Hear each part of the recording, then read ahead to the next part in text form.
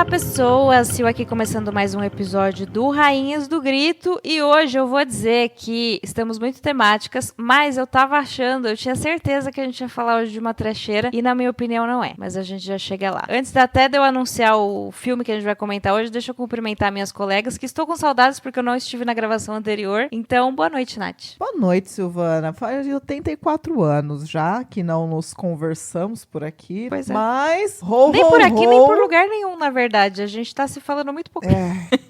Amigas à parte, né? Pelo amor de Deus. Mas, boa noite, Silvana. Boa noite, colegas. Boa noite, nossa ouvinte Denise, que está aqui presente, nossa apoiadora. Boa noite, bom dia, boa tarde pra você aí de casa. Hoje é só ho, e ha, e crítica social. Vem aí, hein? Boa noite, Luíse. Olá, gente. Boa noite. Quanto tempo, não é mesmo? Hoje a gente vai com um filme bem familiar, tá? Bem temático. Acho que todo mundo vai gostar muito. Um dia assistir com a família. Fica a recomendação. E boa noite, Ceci. Boa noite, Sil. Boa noite às minhas amigas. Boa noite, Denise, que hoje nós temos a honra da presença aqui com a gente. E o filme de hoje é aquelas pérolas que a gente tem o prazer de encontrar com um plus mais um que é tema natalino, que eu adoro. Bom, a gente procurou, então, pra esse que será o último episódio do ano, mas daqui a pouco a gente volta, não vai ter férias não, é só pra ficar datado. Mas a gente procurou, então, filmes natalinos dirigidos por mulheres, encontramos alguns exemplos aí e escolhemos o Carnage for Christmas, de 2024. Então vamos primeiro de ficha técnica. Carnage for Christmas é um filme de 2024, é um filme australiano, dirigido pela Alice Maio McKay, que também é uma das roteiristas, né, junto com Benjamin Paul Robinson. O filme ele é estrelado por Jeremy Monroe, que é a nossa protagonista Lola, Chris Simmons, Dominic Booth e Betsy Brown. E a sinopse, por favor. Em Carnage for Christmas, nós acompanhamos a Lola, que é uma podcaster de true crime trans. Ela é fazendo nosso trabalho, né, uma podcaster, nossa colega de profissão, e ela vai retornar à cidade natal dela durante o Natal, pela primeira vez desde que começou a transicionar. E, obviamente, ela tá meio nervosa com isso, mas também sem paciência pra gracinhas. E lá, ela se envolve com a lenda local de um assassino, né, o Toymaker, que aparentemente está voltando para assombrar a cidade. E nisso, coisas acontecem. Teremos muito gore, tem uma atmosfera mais camp também. Eu acho que é bom a gente destacar que a Alice Maio McKay é uma diretora trans também. Nos filmes dela, ela sempre traz essa temática também. Então, ela tem alguns filmes já no currículo de subgêneros diferentes do terror. E todos ela traz personagens trans, queer no geral, enfim. E também vale notar que esta mulher nasceu muito pouco tempo atrás. Ela é muito jovem e começou a fazer filmes muito jovem também. Ela é nascida em 2004. O primeiro filme dela é de 2021. Então, muito jovenzinha. Pra mim, é legal ver uma pessoa tão jovem já ter uma identidade clara, assim, nos filmes dela, sabe? Sei lá, é sempre legal ver o início de uma carreira que eu acredito que vai ser bem interessante. Caramba, ela, nasceu ontem e já tá aí fazendo filmes com representatividade. E ela disse que o Greg Araki é uma das maiores influências dela e que ela adora colocar elementos camp no trabalho dela, que é sempre bem-vindo também, então...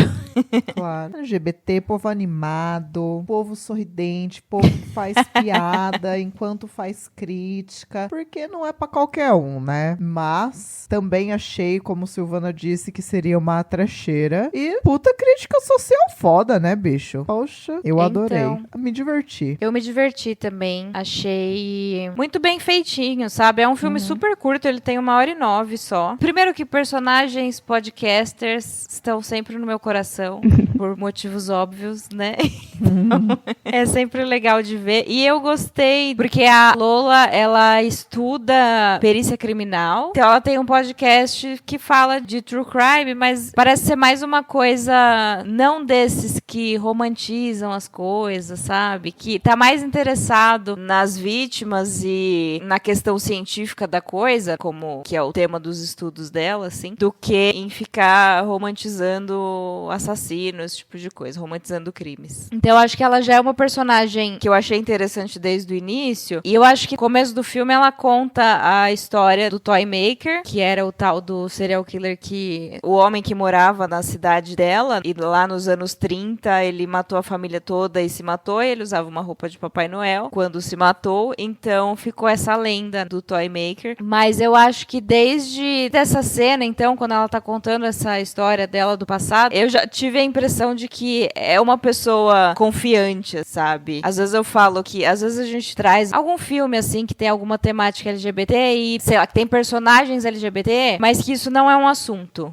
Assim, é um personagem como qualquer outro e pronto. Mas em Carnage for Christmas, isso é um assunto central e acho que muito bem trabalhado, assim, porque a gente tem a Lola, que é essa personagem que passa essa sensação de confiança no início, mas claro que tem todas essas questões, porque já que ela vai estar voltando para a cidade dela, e é uma cidadezinha do interior, e ela vai voltar, acho que 7 anos depois, enfim, com essa nova identidade, então claro que ela tá um pouco nervosa por causa desse rolê todo, mas eu já achei logo de cara uma personagem interessante. Concordo bastante. Uma coisa que me chamou bastante atenção é que é um podcast de true crime, mas como a Sil disse, não tem esse viés sensacionalista. Inclusive, elas têm uma pegada bem jornalística, de investigação mesmo. Eu até pensei assim, eu falei assim, nossa, o Ivan Mizanzuki é LGBT, né?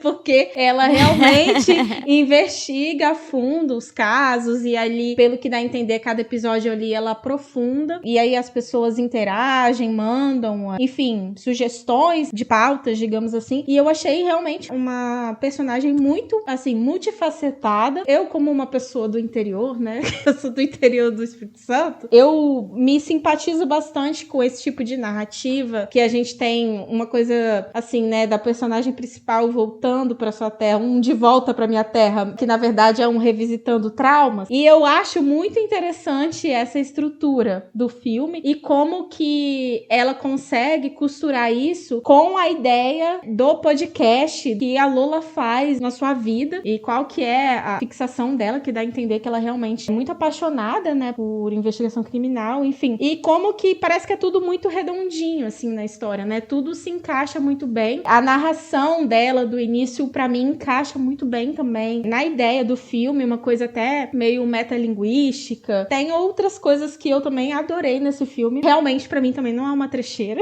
Eu amei, assim, quando terminou, eu queria até ter visto um pouco mais, assim. Mas é um excelente filme pra ver, como diz Lu, com a família no Natal. Exatamente.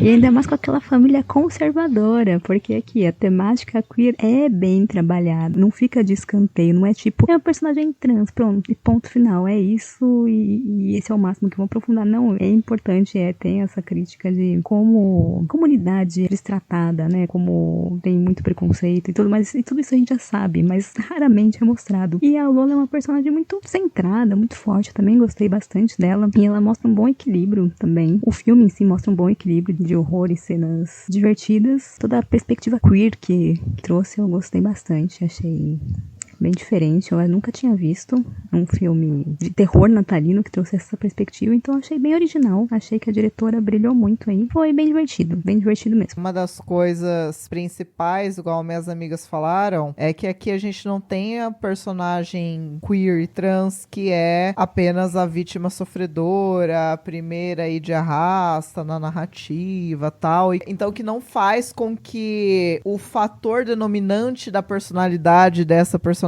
seja ser trans. Então, isso é colocado, igual vocês falou, dessa maneira de, tipo, eu tô voltando visitar minha irmã, primeira vez que eu volto pra esse lugar de violência e de trauma, realmente já tendo passado pela transição. A Lola, ela tem um namorado que gosta dela de verdade. Então, vai realmente, igual a Sil falou, ela é uma personagem completa e o fator dela ser uma mulher trans não muda nada na força que ela tem, nas características dos interesses dela, da força dela de investigar as coisas, ter o podcast, enfim. É cheio de personagens queers ali. É difícil, muitas vezes, você pegar uma narrativa, você querer dar um certo protagonismo e dar um protagonismo de uma maneira errada, né? Acho que igual a gente falou aqui sobre até a possibilidade de outros filmes, claro que a gente tem que falar de coisas difíceis, claro que a gente tem que ter protagonistas diversos, etc. Mas é a maneira como isso é contado, como isso é mostrado, né? Eu acho que não só, por exemplo, pra causa trans, pra causa LGBT, mas personagens femininas no geral, assuntos como estupro, entre outras violências. Infelizmente, a gente ainda vê, inclusive, por exemplo, aqui que a gente fala de filmes dirigidos por mulheres, a gente vê, infelizmente, filmes que são dirigidos por mulheres, mas que não fazem jus a uma boa representatividade feminina neles, né? E eu acho que aqui, ela ser uma diretora trans, claro que vai trazer uma visão diferente, mas ela consegue realmente fazer um filme slasher natalino, e é isso. Não é necessário você... Claro, a gente vai dar essa estrelinha dourada por ser um filme dirigido por uma pessoa trans, protagonizado por uma pessoa trans, mas não é um filme que você precisa falar, gente, é um filme trans. Então é um filme de terror. É um slasher, e é isso, né? Então eu gosto bastante disso, e ele é muito bem construído, assim. Eu acho que, apesar de ter alguns apesares, assim, ele não é um filme perfeito, ele claramente é um filme de baixo orçamento, tal. A gente percebe até pelas cenas onde fazem corte de edição pra não precisar usar efeito, né? Nem muita coisa, assim. Acho essa sacada bem inteligente, mas não é um filme que... tem hora que se perde um pouco nele mesmo, assim, né? De ficar batendo numa mesma tecla. Então, eu acho ele bem amarrado. Isso é bom. Tantos filmes aqui que a gente falou bem, falou mal, infelizmente, nem sempre dá pra vencer. Eu achei que esse ia ser um filme que a gente ia meter o pau, e realmente elogios hoje. Pois é. Sobre a edição, eu queria só já trazer mais um ponto também, porque quem fez a edição e os efeitos especiais foi a Vera Drew, que também é uma mulher trans, mas ela é estadunidense. Ela tem um filme que chama The People's Joker, que é uma paródia de filme de herói. Ela mesma interpreta uma Arlequina, assim, uma versão da Arlequina. Enfim, eu acho bom trazer isso, porque assim como no filme acaba que pessoas queer se encontram estão formando uma comunidade nessa cidade, pra surpresa da Lola, inclusive, mas a Alice é uma diretora trans que tá chamando outras pessoas trans pra trabalhar com ela também, né, outras pessoas queer. Isso é sempre importante também, já que nem sempre essas pessoas vão ter oportunidades no mainstream. Então é legal quem tá trabalhando nisso de forma independente e tá conseguindo crescer, mesmo no circuito de festivais, principalmente, mas chamar atenção pro seu trabalho, que traga outras pessoas da comunidade também pra trabalhar junto. E representatividade, né, gente? Porque logo no começo também aparece a lésbica transfóbica. Representatividade é isso. Nem toda pessoa queer vai ser. Exatamente. Vai ser a favor da própria comunidade. Exato. E aí depois, quando essa é Julie, acho o nome dela, né? Ela é morta e aí aparece a notícia na TV, tipo, lésbica local assassinada. Cara, as piadinhas desse filme são muito boas, né? Sim. E aí mostra a outra moça que tava com ela no carro, mortas. É um Datena, assim, né? O Datena deles. Essa primeira cena eu fiquei confusa porque eu falei assim, ué, mas é amante? Ela tá com a amante? Não, mas não tem relacionamento? Não tem relacionamento? Eu fiquei assim, gente, que essa fudida tá transfóbica? Tava lá agora na namorada e tá pegando a outra dentro do carro. Porque assim, gente, se for não monogâmico, tudo bem. Mas esse disclaimer ainda tem que acontecer quando sabe? Mas ela simplesmente tava lá. Aí eu falei assim, olha, bem feita, a transfóbica foi a primeira a morrer. Toma.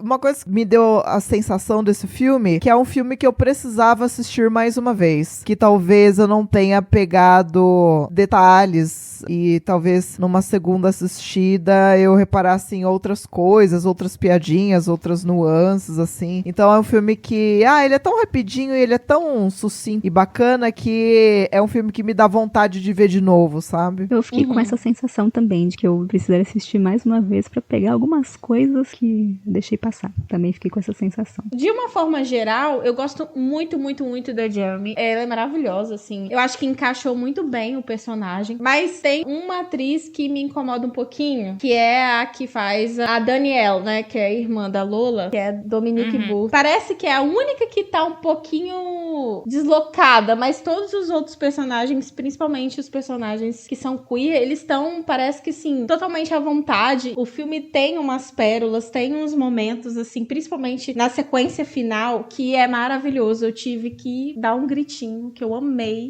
E assim, aquela cena daquela drag com aquela roupa, gente, aquilo Eu amei. Eu amei Perfeita. Essa drag demais, é amei perfeita. demais. Minha cena favorita, já fica aí. É. Um spoiler.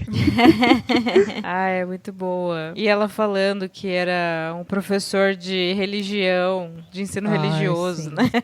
As histórias que eles contam de quando todos estavam ali na escola, parece tudo muito factível. Eu não sei vocês, mas eu realmente comprei a ideia do filme desde o início. Com certeza a Alice é porque ela é roteirista e diretora, uma pessoa que tem muitas vivências, assim, que você percebe que tanto na construção dos diálogos, em muitos momentos é muito fluido, você consegue perceber e comprar mesmo a história. E até mesmo na ideia do próprio Toymaker, que tem todo esse lore por trás, a gente consegue se identificar até nisso, né? Porque todo bairro tem, né? Uma pessoa assim, que todo mundo tem medo, que aí criam-se histórias, né? Então tudo pra mim é muito factível, sabe? Na história. E inclusive as coisas ruins também, né? Os caras que são babacas, enfim. E depois, quando a gente vai mais pra frente, vai descobrir quem que é o assassino também, a gente vê tudo se encaixando. E, mais uma vez, né, um filme de 1h09 com uma profundidade temática e de representação, como as meninas bem colocaram aqui, que é realmente surpreendente. Eu acho que tem algumas questões, ele joga muita informação que não dá conta também. Inclusive, na cena que a Lola, acho que mais pro meio do filme, tá conversando com um policial, que a polícia tá incomodada com as intervenções dela e tal. E aí o policial pergunta sobre o pai dela, assim. E aí ela fala que ela não vê o pai e tal. Eu achei que o filme ia pra esse lado. E aí ficou uma informação jogada que eu falei, caraca, isso podia dar alguma coisa. Mas assim, como é realmente uma história que você mergulha de cabeça e você compreende que aquilo é muito factível, você tem muitas possibilidades mesmo. Eu achei isso muito legal. O fato da diretora, né, ter essas vivências, assim, acho que fez toda a diferença pra gente comprar a ideia mesmo. Não ficou nada forçado, porque eu imagino que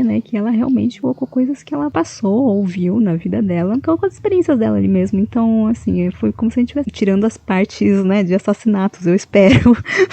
Mas a parte do colégio e tal, eu acho que foi algo que ela passou, e por isso que é fácil a gente comprar a ideia e causar identificação em outras pessoas que passaram pelo mesmo, porque realmente é uma coisa bem factível de ter acontecido, de acontecer, e pode estar acontecendo agora mesmo em qualquer lugar. Então, acho que isso faz toda a diferença. A diretora até é propriedade pra falar, porque ela vivenciou aquilo. Então, acho que isso faz extrema diferença, igual em Candyman, que a gente falou sobre também. Se não fosse uma diretora com aquela bagagem, com essa experiência, talvez a gente estivesse vendo um filme bem diferente e sob uma visão talvez não agradasse tanto, talvez ficasse uma trecheira, talvez ficasse muito caricato, e não foi o caso aqui. E isso é muito bom. Falando de coisas que a gente esperava, quando no começo a fala do podcast, quer dizer, estão abrindo, né, com o podcast, eu achei que ia ter mais coisas disso envolvida na trama, assim, né, tipo, a galera ouviu o podcast, tava lá perseguindo ela, ou para além desse detalhe início-final, mas acho que tem um momento, se eu não me engano, ela tá nessa luta pela sobrevivência, aí ela fala alguma coisa,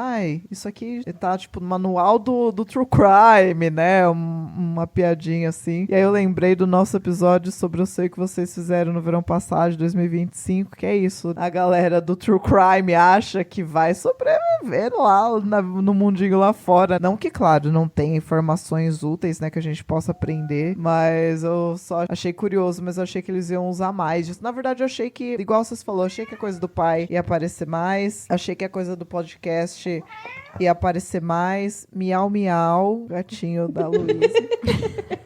Até a questão do ritual, do cara, né, do Toy Maker, e ela ter participado do ritual quando era criança. Acho que, igual vocês falou, tem muita coisa de cidade do interior que dói em quem é, que tem, assim, agora eu vou falar num geral, não só interior, né, mas essa questão desses rituais de idade, de escola. Então, a loira do banheiro, se você não participa, você é medroso, você é covarde. Aí tem uma casa mal assombrada, uma casa onde aconteceu um crime na cidade e tal, que escondeu os corpos na parede, falando desse killer aí do Toy Maker. E aí ela, quando criança, foi passar nesse ritual na casa dele, né, desse cara aí, tinha um ritual de adolescentes, quando eles entravam na adolescência, tinha que entrar na casa, falar Toy Maker não sei quantas vezes, que acabava e ela acaba encontrando a ossada, acho que do filho do assassino e tal, e fica meio marcada por causa disso. Então, esses detalhezinhos, assim, ficaram bem naturais, né? E, assim, acho que a parte mais natural pra mim, que faz mais sentido, é o descaso policial. Ele é um filme totalmente acabe, por mais que ele não precisa cravar as letras e os números ali, mas a polícia, não tá nem aí. Eu não vou investigar, não. Aí ela decide investigar por conta. E, assim, sumiu, mas sumiu por quê? Não. Provavelmente. Agora, então, a crítica social, quando ela vem do jeitinho que é, putz, ganha meu coração. Gente, é muito fácil me agradar. Você botou uma crítica social no filme, pelo menos uma estrelinha eu já vou dar de graça, assim, eu sou muito fácil. Foram vários crimes, né, que foram dados como assalto, latrocínio, eu acho, alguma coisa assim. Coincidência, né, as vítimas eram pessoas trans e a polícia nem aí. Então é muito claro, assim, a Lola acaba fazendo meio que amizade, assim, com um policial que foi colocado pra vigiá-la, Kent, e é justamente, ele sabe que parece ser uma pessoa mais correta, que sabe que a polícia tá pouco se fudendo e ele quer ajudar mesmo. E eu notei, assim, que é um personagem negro, né? Os outros policiais que aparecem são todos homens brancos, assim. Já é uma coisa que diferencia ele dentro da corporação, assim mesmo. E, infelizmente, ele morre, né? Porque também não se pode ter tudo, mas achei interessante colocarem esse personagem dessa forma também. E tem toda uma relação, você vê, né? Ela realmente conseguiu criar um universo, assim. Ela consegue até colocar como essa micropolítica, digamos, da cidade funciona, que é uma coisa que é um pouco parecida. Você poderia até fazer um paralelo com algumas regiões do Brasil, que são essas grandes famílias. E dá a entender, inclusive, que é uma família, se eu não me engano, do agro, né? Pelo que eu entendi, que é a produtora ali de aves e tal, que tem esse poder político muito forte na cidade. Então, tudo que acontece, e o filho, o cara, né, que depois a gente vai... Enfim, mais pra frente a gente vai entender qual que é a relação dele com os assassinatos, mas tudo que acontece é passado pano pra colocar toda aquela polêmica debaixo do tapete. Então, ela, com pouco tempo, assim, de filme, a gente consegue perceber todas essas relações de uma forma bastante complexa. E, aparentemente, realmente é uma cidadezinha muito conservadora e tudo aquilo que a gente já sabe. E os diálogos ali, você percebe pelo diálogo que ela tem com as amigas da Julie, depois quando eles estão naquele bar.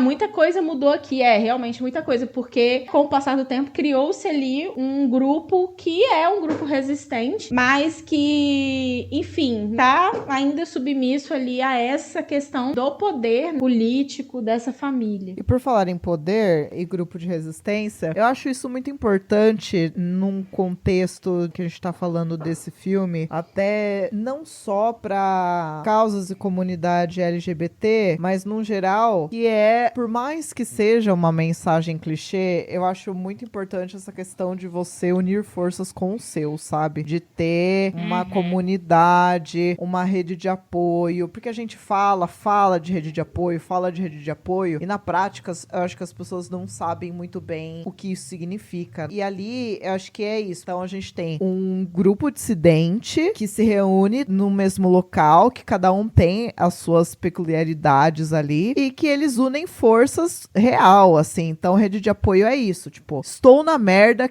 preciso desabafar. Então tá, vou te ouvir. Estou desconfiando de tal coisa, então tá, deixa eu te ajudar. Estou precisando de ajuda, então vamos. E é um segura na mão do outro, que chama o outro, e eu falo isso não no sentido do tilelê da coisa, do ninguém solta a mão de ninguém, porque tem umas mãos que a gente precisa soltar, inclusive pra sobreviver, né? Mas o quanto é importante esse senso de comunidade, e que isso é o apelo do final pra mim, porque não é sobre a Lola ser a protagonista final girl que ela é escolhida de alguma forma. A comunidade dela é esse grupo dissidente que vai juntos por esse objetivo ao longo do filme, mas principalmente essa união no final, né? Então eu gosto muito disso, porque a gente não, né? Eu que tô aqui representante do Vale hoje, como ainda estou na letra excluída de todos os lados, que a gente que é bissexual sofre bifobia de todos os lados, né? E a galera, povinho, LGBT animado, etc. Infelizmente, existe muita desunião e muita violência entre os nossos, né? Então, existe a gay que é misógina, a galera transfóbica, a galera bifóbica. Então, por mais que a gente é colocado na bandeirinha de arco-íris e, é tudo farinha do mesmo saco, mesma laia, todo mundo se ajuda e se ama, isso é uma puta de uma utopia, assim. Infelizmente, existe muita violência entre os nossos, e o que eu gosto desse grupo nesse filme, que é um grupo diverso. Então, a gente tem um homem gay que é uma drag queen, a gente tem a sapatona, tem a mulher trans, tem a aliada, que do GLS é a simpatizante, que é a irmã da Lola, enfim, né? O namorado da Lola. Então, essa galera diversa e unida, assim, pra mim, é um brilhinho necessário nesse tipo de narrativa. Com certeza. Lacrei, manas.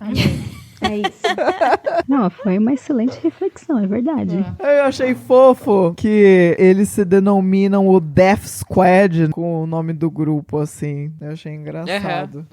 Gosto Por que de que era mesmo? Que tem uma explicação. Uma coisa que eu anotei é que a gente pode já falar do assassino, né? Pode. Acho que sim. Um twink, né, gente? Transfóbico, mas é um twink. Twinkaço! O quê? Não confio em twinks, gente. Olha, perigo. Perigo. Foi muito boa a luta final, assim. A drag chegando com a roupinha dela. Maravilhosa. Perfeita. Eu acho que o filme, pelo menos pra mim, tá? Ele entregou um pouquinho, eu vou dizer cedo, é um filme de 1h09. Mas eu já tinha, antes de chegar na sequência final, eu já tinha percebido que era ele. Pelo diálogo, né, que ele tem com a Lola lá, quando eles... Lola lá, olha. Você vê, né, menina? Viemos aí de uma semana onde muita gente foi presa. Quando eles estão conversando sobre os assassinatos, e aí ele fala, se eu pudesse, eu construiria um museu pro Toy Maker. E o que é curioso disso tudo é que o assassino, no final das contas, ele nutre uma espécie de obsessão pela Lola, e eu acho muito legal aquele diálogo que eles têm, que ele fala, eu odeio você. Ela falou, não, você me ama. Aquilo ali, pra mim, foi, assim, sensacional, porque é justamente isso, né? É uma obsessão que é aquela coisa, né? Eu quero eliminar você porque, sei lá, né? Nesse caso, eu acho que porque ele, de certa forma, se via nela, né? Não sei. Eu achei muito legal esse diálogo e essa relação mesmo. Essa relação não é legal, né? Mas é interessante essa escolha do filme, né? De colocar esse personagem como o assassino, né? Sim, eu ia falar dessa frase também, que ele fala, eu te odeio e tudo mais, né? Realmente, você falou tudo. Foi muito boa. Lacrou a mana. Ai, gente, filme LGBT não vai ter lacre? Tem que lacrar mesmo. You go, girl. Por favor, né? Opa, como eu gosto de falar algumas vezes, a gente fica um pouco calejada, né, em filmes de terror, até porque, claro, né, são elementos narrativos e tal, que são, às vezes, mais fáceis da gente identificar, mas na hora que ele apareceu, ela vai lá, a gente era amigo de infância, assim, esse filho da puta aqui, certeza, porque é isso, né, nada é do nada, né, e aí ficou com aquele papinho, mas ficou meio que ajuda, não vai ajudar, e some, assim, esse twinquinho aqui, branco, cis, não é confiável, não é confiável. Muito do esquisito. E outra, assim, nada contra, se você vai se encaixar no que eu vou falar, ouvinte, mas assim, tô falando aqui do filme, tá? Qualquer semelhança da ficção com a realidade não é problema meu. Cara, você mora numa cidade que é um ovo, você não tem vontade de sair dessa cidade que tem um ovo, isso é uma red flag pra mim, mas isso aí já é problema meu. E aí você vai trabalhar numa loja de antiguidade dessa cidade, não sei o que, tipo, você, um jovenzinho, twink desse. Assim, pra mim foi só sinais vermelhos, assim, mas esse diálogo final dela aí foi, hablou mesmo, a mana. Eu amei. E falando em sair da cidade, etc., uma coisa só que eu achei que foi um pouco esquisita foi aquele diálogo no começo que o namorado da Lola e a amiga deles lá perguntam, né, tipo, por que ela tem que ir mesmo, que ela não queria muito ir pra cidade dela, mas ela fala que precisa ir, que é Natal e vai estar todo mundo lá. E aí todo mundo é a irmã dela só, né? Então, por que não trazer a irmã pra passar o Natal com ela, em vez de ir até lá? Tem o pai, mas o pai, ela não tem relação com o pai. Exato, o pai também ficou um pouco no ar, assim. Só o policial perguntando do pai dela e acaba aí, né, o assunto. Só pra dar background. É pro filme acontecer, né, gente? Poxa. Sim, melhor do que a justificativa de sou podcaster e vou nesta cidade para relembrar o crime que aconteceu na minha infância, etc. Sim. É melhor ficar com essa do Natal mesmo. E outra, com acesso à internet, precisa voltar pra cidade pra relembrar o crime? Né, Google, né?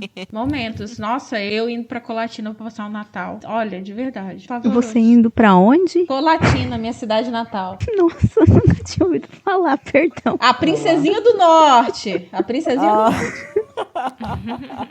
É igual eu que fui num casamento em Bauru, fazia, sei lá, 2 anos que eu não ia pra aquela cidade, já, nossa, só de pegar a estrada eu já, meu Deus do céu. Os gatilhos tudo, já volta tremendo. Não vi parente, não vi ninguém, só fui pro casamento. Nossa, mesmo assim, você tá louco. E ainda mais isso, não tem porquê. E, enfim, mas igual o Luiz disse, é pro filme acontecer, gente. Mas eu acho que a mensagem principal desse filme é: pessoas, sigam a vida. Não vamos ficar revivendo o passado. Saiu da sua cidade natal? Não volte. Fica onde você está. Crie novas tradições, novas memórias, novos círculos. Tente convencer seus amigos a mudarem pra mesma cidade que você. Que eu, toda vez que eu vejo um bauruense que eu gosto, que é raro, tá? Eu fico na cabeça de todo mundo: quando você vai mudar pra São Paulo? Quando você vai mudar pra São Paulo? Porque por mim, eu queria todas as pessoas que eu amo aqui. Vide Cecília deste podcast. Sim! Veio pra cá na Alvoresp, ficou 3 dias na minha casa, os 3 dias eu fiquei na cabeça dela: Cecília, vai mudar pra São Paulo quando? Vai mudar pra São Paulo quando? Entendeu? Tanto que eu já tô voltando. Aí, ó. É isso, sabe? Olha lá. É isso. Sigam em frente, é daqui pra melhor, deixa o passado no passado. Mas uma coisa que é curiosa, eu entendo o estranhamento de vocês, mas na minha cabeça, eu acho que até... É porque assim, eu não sei como que é pra Nath, né, que também veio do interior. Mas vez ou outra, eu acho que é um ciclo, assim, a cada 5 anos, uma coisa assim, me bate uma curiosidade, e aí, não sei, às vezes eu gosto de voltar pra eu ter certeza das minhas escolhas, e eu tive a impressão de que a personagem, quando no início do filme, eles recebem a pergunta da ouvinte, perguntando, se eu não me engano, algo assim: como que você começou o podcast, ou por que você decidiu fazer um podcast de true crime, de investigação e tal, e aí ela relembra toda essa história. E aí eu tive a impressão de que deu esse estalo nela, do tipo assim, pô, como que será que tá essa galera, hein? E além disso também tem a questão deles terem criado uma comunidade lá. Então, eu não sei, assim, eu tive essa impressão de que ela voltou mais por uma questão de entender como que tá aquele contexto, sabe? Eu acho que talvez por esse novo eu dela, né? Porque foi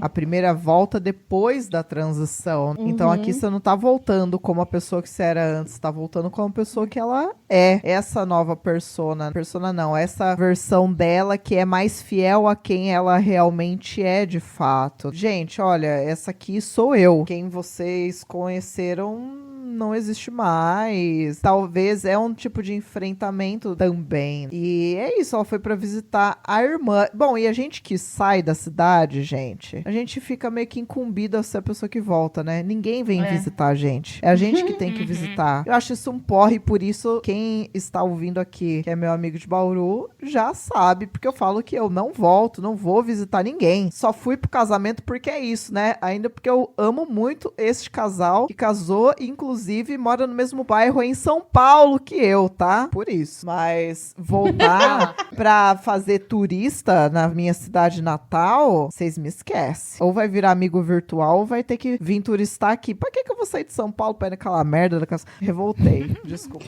são muitos Não, eu gatilhos. concordo. Eu concordo muito, porque assim, meus parentes são tudo da parte do meu pai, é tudo de Bragança ou de Erechim, lá no Rio Grande do Sul, no interiorzão.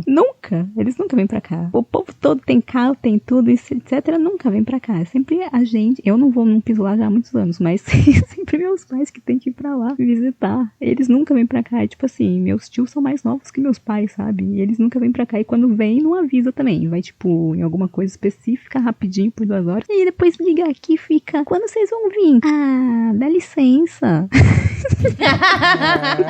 Muito difícil. Eu gostei do tanto de gore que é usado, assim, pra um filme curto e de baixo orçamento. Eu achei que teve até um bom nível de gore. Assim, antes de ver, eu tava dividida entre não vai ter nada de gore, ou vai ser, tipo, muito gore exagerado. Mas eu achei que foi equilibrado até. O que vocês acharam? Achei também. E não achei uma podreira igual outros filmes com orçamento maior que colocam um sanguinho de tomate. Esse daí eu achei bem decente até. Achei passável. Não me incomodou, não. E é isso que a Nath falou. Ela utiliza o recurso ela faz uma coisa mais dinâmica, né? Uma montagem mais dinâmica nessas cenas de mais violência. E utiliza bastante cores muito saturadas, o vermelho. Então a tela fica toda vermelha. E aí, acho que isso dá uma disfarçada, assim, na falta de recursos, mas também traz uma questão de estilo visual, assim. Então fica uma coisa que eu gostei particularmente. A única coisa disso tudo que eu acho que foi um pouquinho complicado pra mim é que em alguns momentos essa montagem ela fica muito confusa. Então eu me incomodei um pouquinho. Acho que as sequências, algumas ficam um pouco prejudicadas, mas de uma forma geral, acho que falando em nível de gore, tá dentro do que a proposta do filme, provavelmente dentro do orçamento, ela conseguiu fazer bastante coisa. E eu achei legal que tem até uma referência a Hannibal também, né, que uma das personagens é morta e o assassino faz como uma escultura, assim, né, com o corpo altar, dela. né? E isso acontecia em Hannibal regularmente, mas tem uma bem específica que é o corpo em que o assassino abriu as costas da pessoa, assim, e fez, tipo, asas de anjo. Sim. E acho que foi uma referência bem clara, assim. Um pouco mais modesta, mas mesmo assim. Sim. Gostei de ver. É meio Seven também, né? Gostei bastante, assim, dessas referências que ela coloca, assim, né? De outros serial killers, de outros universos, assim. Bora pros nossos favoritos e não tão favoritos. Todo mundo gostou bastante do filme, mas sempre tem aquele pontinho, né? Que se destaca e o outro que derruba um pouquinho a experiência. Eu gosto muito da crítica social e de como fala mal de polícia. E principalmente de uma hora que ela tá xingando o policial, ela fala "Fuck you, porky!" Aí eu dei risadinhas, assim. E mais uma vez, o principal sabor, senso de comunidade e a maneira como personagens, dissidentes, minorias, etc., são gente, afinal. Lu, você? Meu foco, como eu já falei, é a cena da drag queen, professor. Eu gostei muito. Sempre que aparece uma drag queen, eu vou ficar, ai, que legal. Então, Eu também. então foi essa. A duração, eu achei que foi pequena, mas ao mesmo tempo acho que isso beneficiou o filme. Acho que se fosse muito mais longo, talvez ele se perdesse, não sei. Então eu tive a sensação de que foi uma boa duração. E a última coisa é por ser um terror natalino queer, né, que eu nunca tinha visto. Eu não sei quantos filmes de Natal, de terror de Natal eu vi. Eu só lembro de Terrifier agora, na verdade. Eu devo ter assistido mais algum, mas queer eu nunca tinha ouvido falar em nenhum. Então eu achei, e dirigido por uma mulher ainda. Então eu achei isso muito legal. Nunca tinha visto, achei bem criativo. Pode ser que não seja, mas eu nunca tinha visto. Então pra mim foi bem criativo. O que eu mais gostei mesmo, vai ficar até um pouco repetitivo, mas é o protagonismo da Lola. E por ela ser um personagem tão multifacetada, assim, né? E além disso, também o trabalho da Jeremy, eu acho que ficou, assim, muito autêntico, sabe? Você percebe que é algo, que existe um comprometimento muito grande com a personagem. Então, pra mim, vou colocar esse como o meu maior sabor, assim, porque realmente é o que mais se destaca. Tem, acho que é aquela, né? Como o ator se entrega, mas eu acho que ela se entregou bastante, assim, ao papel. Ela é muito boa. Boa. Ela é. E ainda não tem muitos filmes. Acho que queria muito vê-la de novo atuando, assim. Torcer pra que ela apareça em alguma outra produção. E o meu sabor também é a interpretação da Lola, né? Da Jeremy. E essa questão da comunidade também. Acho que foram os que mais se destacaram pra mim. Agora, de sabores. Olha, eu não sei. Eu não sei se é por conta da duração, etc. Mas ao mesmo tempo que eu achei ele bem costurado, eu fiquei com uma sensação de que faltou algo. Então, também não sei se é por conta do baixo orçamento e tal. Por mais que ele seja divertido, ele seja criativo, tem esses bons momentos, né? Esse final e tal. Eu acho que o miolo ficou muito mediano. E aí, não sei, acho que faltou um tempero. Eu acho que o meio tem realmente mais diálogos do que ação. E nisso de diálogo tem alguns momentos, em especial quando a irmã da Lola está presente, que não sei, fica parecendo que é um diálogo de filme pornô, sabe? Não sei, é uns diálogos de um jeito que parece que a qualquer momento vai dar ali numa pegação, numa tiração de roupa, não sei. Eu fiz tipo, gente, o que tá acontecendo aqui em algumas cenas? Foi só algumas cenas, tá, gente? Mas era sempre as que tinha a irmã da Lola. Eu fiquei com essa sensação. Então eu vou colocar isso como meu desgosto. Além do que eu falei, né, dessa coisa do pai e tal, que é uma informação jogada aí, que eu acho que, sei lá, poderia ter dado uma camada a mais. Tem algumas coisas, assim, mais técnicas, digamos, que me incomodam, como eu falei, da montagem nessas cenas mais de ação. E em alguns momentos também, eu sinto que a câmera, a luz chega quase a estourar, sabe? E eu entendo que isso até pode ser proposital, mas eu não entendi muito bem o porquê e me incomodou um pouco, né? Então, tem uma cena específica que a tela divide ao meio, porque a Lola tá falando ao telefone com o policial, né? Com um amigo dela. E assim, a parte dela tá muito estouradão a luz. Eu sei lá, eu achei que ficou esquisito. Eu não curti muito essa escolha, assim, né? Visual. Do mais, eu acho que é um filme muito curto. Eu não sei, igual a Lu falou, dele ser menor, ajudar. Eu não sei, eu acho que eu veria um pouquinho mais, trazendo, talvez, aprofundando um pouco mais algumas informações. Mas é isso. Eu tô com a Luíse que tem alguns diálogos meio esquisitos mesmo. Algumas atuações de centavos, assim. Isso me tirava um pouquinho em alguns momentos. E concordo também que falta alguma coisa nesse miolo, assim. Talvez essas coisas que ficaram um pouco mais no ar, podia ter dado uma aprofundada um pouco mais. E até acho que no final, assim, quando tudo é revelado, que aí tem o personagem, o bêbado, que assustou as crianças quando a Lola era pequena, que não era um assassino, né? E aí ela descobre que ele morreu tem pouco tempo. Ela até fala, a cirrose finalmente veio, né? E aí a irmã dela fala que não, que ele foi morto num assalto. E aí ela fala, nossa, mas um monte de gente morre em assalto aqui, né? Umas paradas assim. E aí quem matou esse personagem não foi o Twink, né? Foi outra pessoa. E tem todo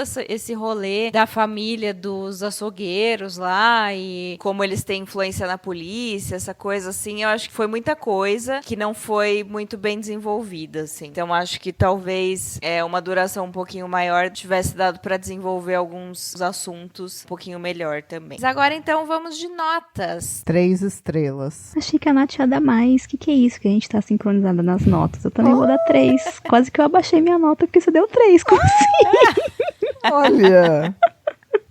Três estrelas. Eu acho que vai ser um episódio histórico, porque eu coloquei aqui 3 também.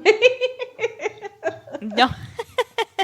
Vai, Silvana, quebra o tabu, vai. Quebra o tabu, eu vou Silvana. quebrar, porque eu coloquei lá no meu Letterboxd 3,5. Ah, lá, sabia. Ouviu o barulho do tabu quebrando? Aí, Perdão, amigas. Nunca na história desse podcast todas deram a mesma nota. Hoje foi quase, hein? Hoje passamos perto. Passamos muito perto. Mas muito difícil de acontecer de novo, porque principalmente a Luiz está fora da curva dela. Então, por isso que eu fiquei, caramba, a Nath deu a mesma nota que eu vou dar. Juro, eu fiquei tipo... Eu pensei, vou abaixar pra 2,5, mas eu achei que ia ser Olha injusto, que vagabunda, né? ela ia fazer diferente de propósito, só pra não concordar comigo. A Luísa é muito do contra, cara. Ela é assim, ó, terrível. Caramba, eu achei que a Nath ia dar uns 4, fiquei impressionada. Eu também achei. Eu achei que a Nath ia dar muito. Calma, gente. Vocês estão falando isso só porque eu sou a única LGBT aqui desse grupo? Olha. É porque você Olha a costuma dar discriminação. notas boas. Você costuma dar notas boas. Ainda me chamou de emocionada na minha Amiga, avaliação. mas é bom ser emocionada. Por que não? Tô brincando, amiga. Eu acho que talvez se eu assistir uma segunda vez, talvez eu goste mais. Mas, faltou pra mim. Faltou um molho. Falta um molho. Eu não vou nem assistir de novo, porque geralmente eu diminuo a nota depois de assistir de novo. Eu também. Tem essa.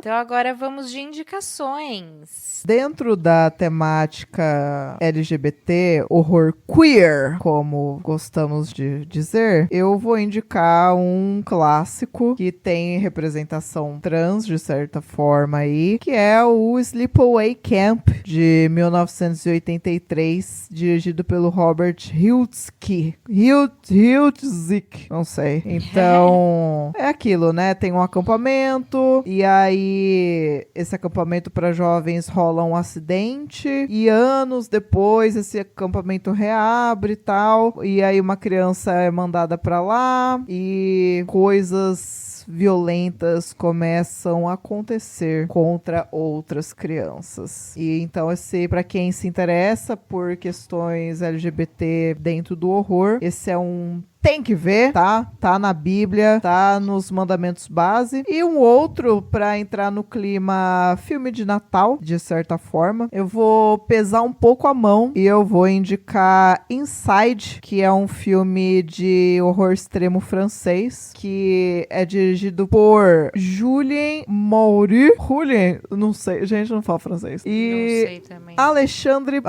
é ótimo. Alexandre Bustilho, também não sei falar francês.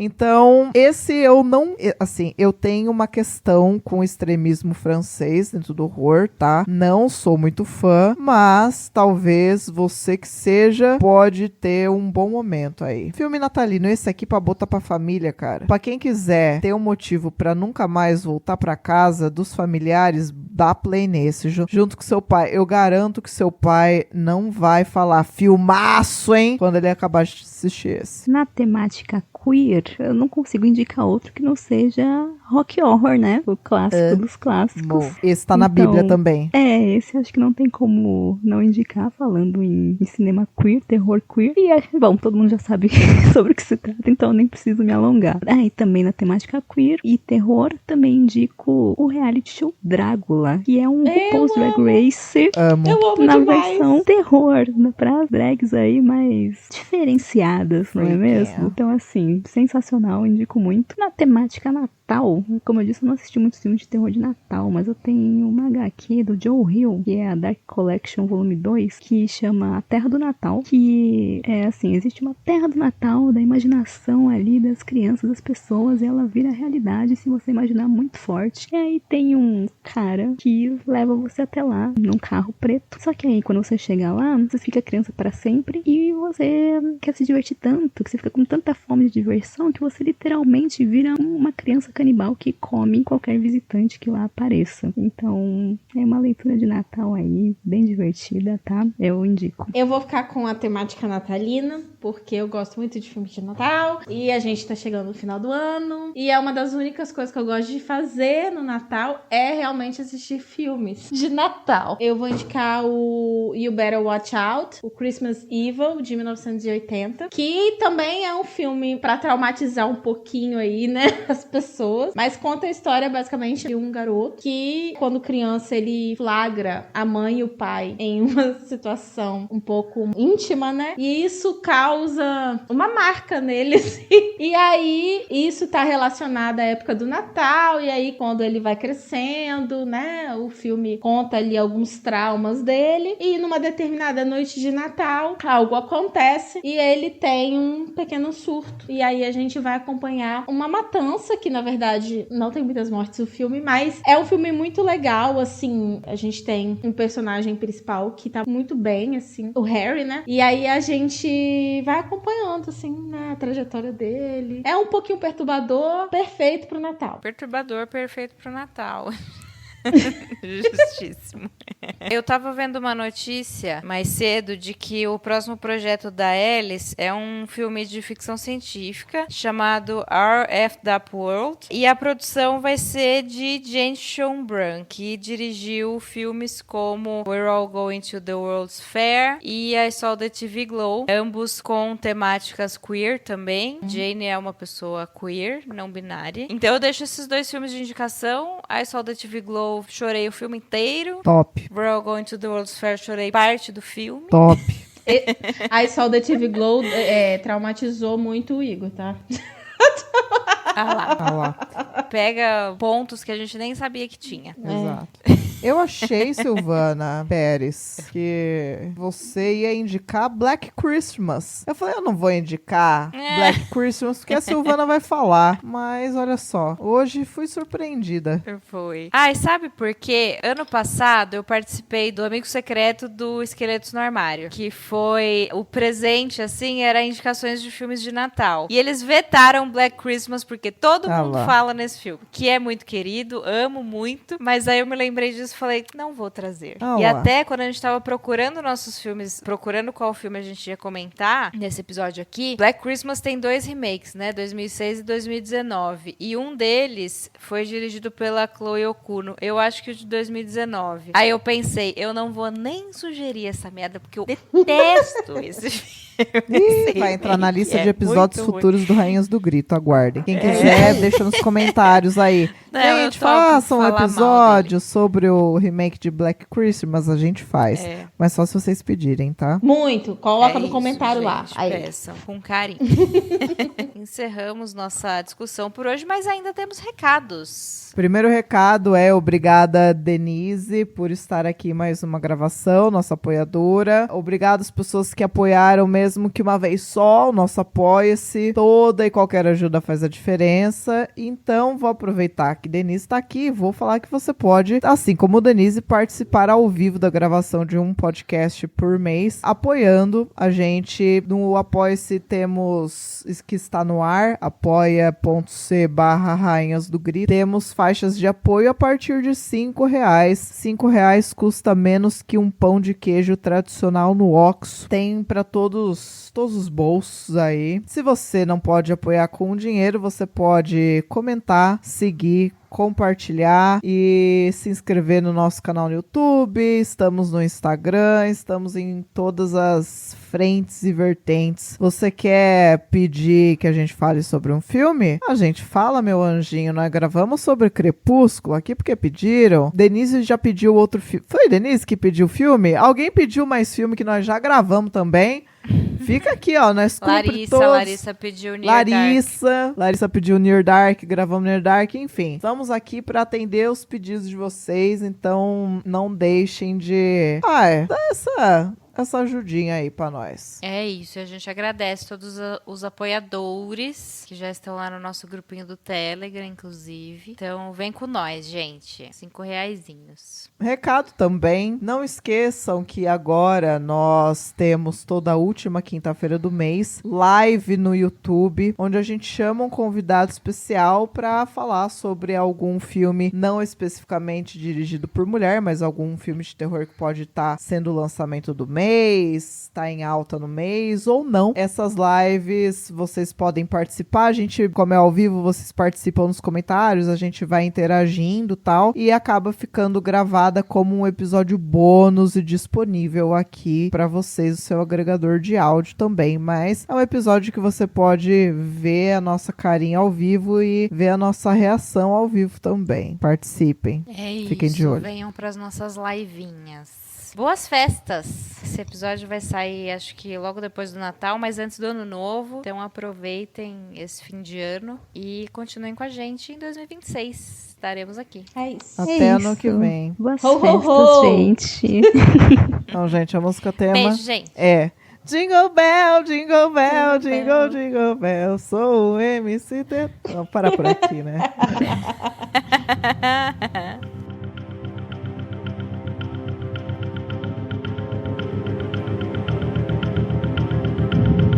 Bom, a sinopse é o seguinte. Em Carnage for Christmas, nós vamos acompanhar... Saiu o miado do meu gato, gente? Saiu, deixa, deixa. Eu amo. Bonitinho. Miado pode. Oh, meu Deus do céu, Flock, não é pra você participar, não. Vamos lá de novo. Em Carnage for Christmas, nós acompanhamos Lola, que é uma podcaster, olha só, não é mesmo? Flock, pelo amor de Deus. Ele. Vai ficar de erros de gravação essa parte. Calma, Ah, gente, pera. Muito miante. Vamos lá, de novo. Quietinho, hein?